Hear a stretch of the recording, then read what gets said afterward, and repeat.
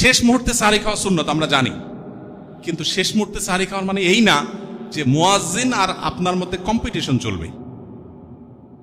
মুয়াজ্জিন মাইক নিয়ে ঘড়ির দিকে তাকাবে, 3, 2, 1, এখন সে আজান হাঁকবে, আর আপনি এদিকে খাওয়া শেষ মুহূর্তে একেবারে পানিটা বাকি আছে, ট্যাবলেটটা বাকি আছে, ব্রাশটা বাকি আছে, মানে আপনি আর মুয়াজ্জিন কম্পিটিশন করবেন।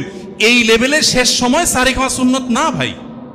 নবী করিম সাল্লাল্লাহু আলাইহি সাল্লাম শেষ মুহূর্তে সাহারি খেতে উৎসাহ দিয়েছেন, কিন্তু এর মানে এই না যে এত দেরি করা।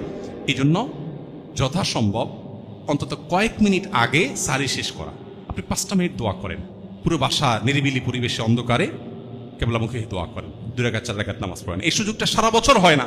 ভোর রাতে দোয়া, এইটা যে কি এক সুযোগ ভাই, আমরা কে না জানি 24 ঘন্টার ভিতরে দোয়া কবুলের সবচেয়ে মোক্ষম সময় কোনটা? ভোর রাতে দোয়া। ভোর রাতের দোয়া গুলি মিস হইলেও গুলি মিস হয় না, হতে পারে, এই দোয়া মিস হওয়ার সম্ভাবনা খুবই কম। কিন্তু সারা বছর আমরা এই টাইমে ঘুমায় থাকি, সকালে অফিস আদালত থাকে, তাহাজ্জুদ পড়া হয় না।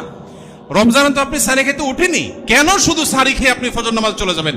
আপনি 5টা মিনিট রাখেন, সাহারির আগে আপনি দোয়া করবেন। দেখেন বেশিরভাগ মানুষ হয় কি রমজানে শেষ মুহূর্তে সাহারি খাওয়া সুন্নত আমরা জানি, কিন্তু শেষ মুহূর্তে সাহারি খাওয়ার মানে এই না যে মুয়াজ্জিন আর আপনার মধ্যে কম্পিটিশন চলবে।